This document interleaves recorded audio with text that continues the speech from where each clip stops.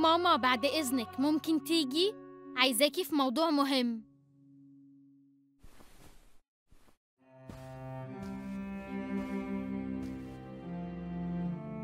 يا حبيبتي يا ريم، لا ما تخافيش خالص. مامتك بطلة وشجاعة والمفروض تفتخري بيها قدام كل الناس. أنا فعلا فخورة بيها قوي، بس زمايلي في المدرسة لو عرفوا هيبصولي بصات وحشة وممكن يتنمروا عليا ويعايروني، وأنا مش هقدر أستحمل، وكمان خايفة جدا من اللي بيهددني ده. طيب بصي، موضوع كبير زي ده لازم بابا نورة يبقى معانا فيه. هو زي باباكي برضه، ووجوده معانا هيبقى أمان ليكي، عشان إحنا ما نعرفش اللي بيهددك ده ممكن يعمل إيه بالظبط.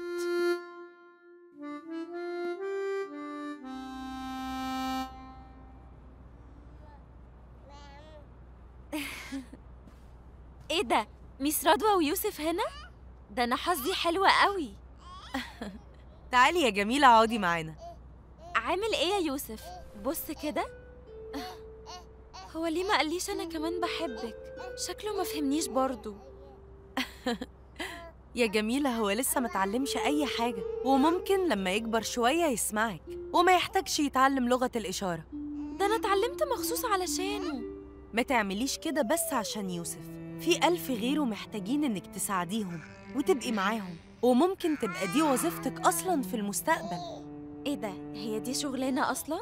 طبعاً، مش في مدرسين بيعلموا الصم والبكم؟ ومش بتشوفي كمان في الأخبار والأحداث المهمة مربع صغير كده في التلفزيون وبيبقى جواه شخص بيترجم الكلام للصم والبكم؟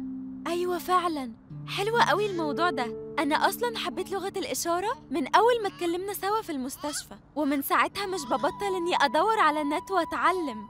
حتى بصي دي ألف، دي ب، ودي ت. شاطرة قوي يا جميلة، أنا فخورة بيكي جداً. شكراً يا ميس رضوى، كلامك ده شجعني وهيخليني أكمل وأتعلم أكتر وأكتر، علشان أبقى في المستقبل زي ما حضرتك قلتي مذيعة كده في التلفزيون وأقول الأخبار المهمة بلغة الإشارة. برافو عليكي يا جميلة.